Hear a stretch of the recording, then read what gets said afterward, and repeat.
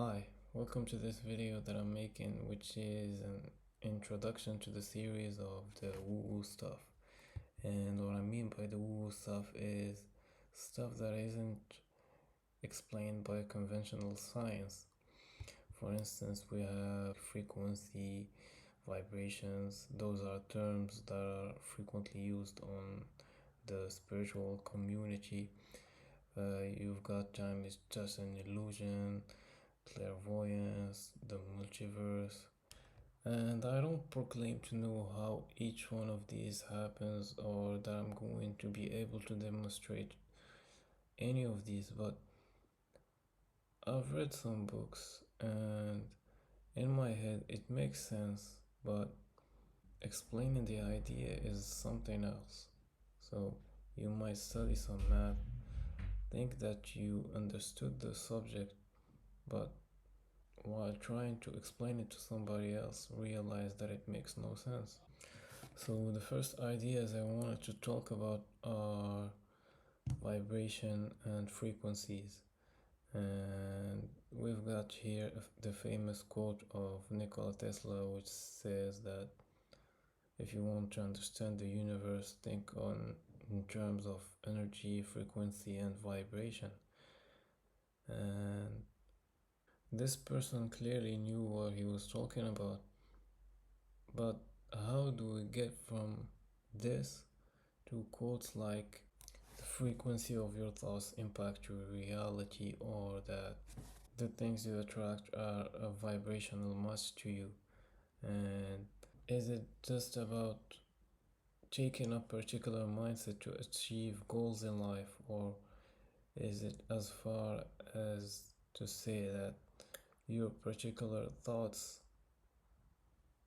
shape reality in a way that we can say that victims of war have chosen their conditions simply based on the frequency of their thoughts? I'm not going to answer that on this video, but let's start with the basics. So vibes, vibration, waves, these are the same things. Usually waves have particularly a length and a period and the frequency. The frequency is inversely proportionate to the period. And when you're talking about a vibration, you're creating waves, and the waves, when they finally arrive at their destination, they create a vibration. So vibration and waves, same thing. Now the reason we don't hear as much the term period in the spiritual community is that the frequencies we're talking about are high, unlike the waves that we will have in this example, which are sea waves. So sea waves, they have a long time between each cycle of wave. That makes it a very, very low frequency compared to the frequencies of, say, earthquake vibrations or sound vibrations, which you can see in this picture.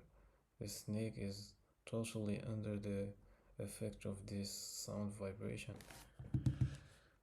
Now we've seen examples of waves that are mechanical, but the waves that actually interest us are electromagnetic waves, which have ranges of frequency and period.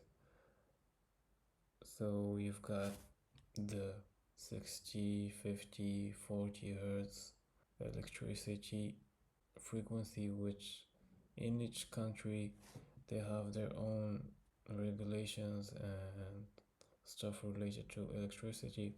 And the faster the waves get, or rather the faster the waves happen, the more the frequency increases. And the actual brain waves happen in the same range as the electrical range. So you can say that our brain operate with electricity pulses. Now you might say, I understand mechanical waves, they seem intuitive, and compared to them, what makes, say, light a wave or electricity a wave?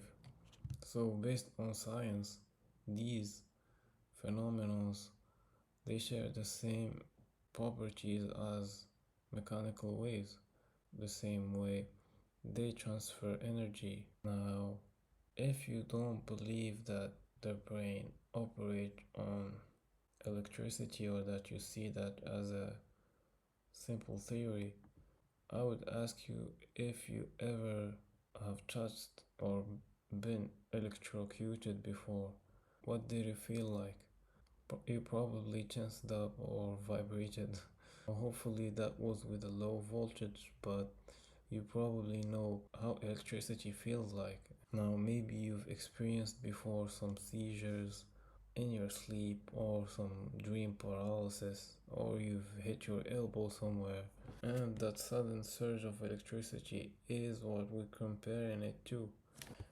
So, in conclusion, the physical body and the brain or nervous system communicates with electricity, and that's why you constantly hear the terms frequency, vibes, feelings used on the spiritual community, and that's what I wanted to talk about.